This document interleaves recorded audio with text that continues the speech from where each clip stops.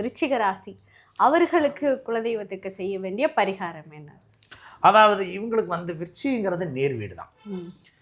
இப்போ இந்த இடத்துல இருக்கக்கூடிய நீர் என்னன்னா 2 பாறைக்கு நடுவில் வரக்கூடிய நீர், கிணத்து நீர் விருச்சிக வீடு.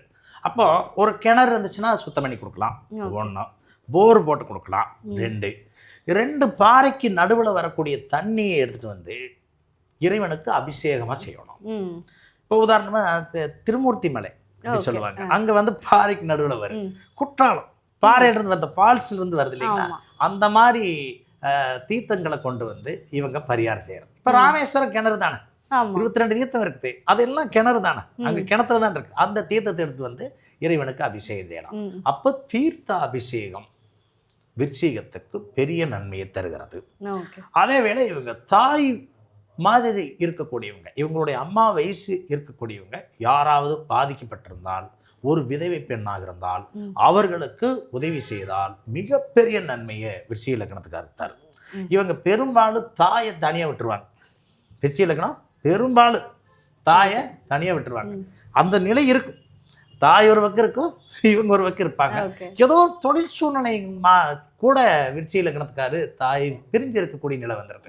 அதுக்கு காரணம் அந்த இடத்துல தான் சந்திரன் பர்டிகுலராக நேசமாகுது. மேலும் இது செவ்வாயினுடைய வீடு வச்சுக்கல. அப்போ இவங்க என்னென்னா போகிற போது சகோதரனை கோயிலுக்கு கூட்டிகிட்டு போகலாம், தாயை கூட்டிகிட்டு போகிறது இவங்களுக்கு ஒரு பெரிய நன்மையை தரும். அப்புறம் பைப் போடுறது, பைப் போடுறதுக்கு எலக்ட்ரிஷியன், இந்த பிளம்பிங் வேலையை செஞ்சு கொடுக்குறது, கிணச்சி சுத்தம் பண்ணுறது, ஆலோ வாட்டர் வாங்கி கொடுக்கறது, இதெல்லாம் இவங்க செய்யலாம். செஞ்சுட்டு பாருங்க. சாமிக்கு வந்து தீர்த்தம் பண்ணுறது, தேங்காய் உடைச்சி வைக்கிறோம்னா அதுவும் தீர்த்தம் தான் வச்சுக்கல. இது மட்டுமே ஒரு மனிதனுடைய வாழ்க்கைக்கு சிறப்பாக வந்துருங்கிறது அல்ல. சில நன்மைகள் அந்த இடத்துல நீங்கள் செய்யக்கூடிய தன்மை வச்சுக்கல.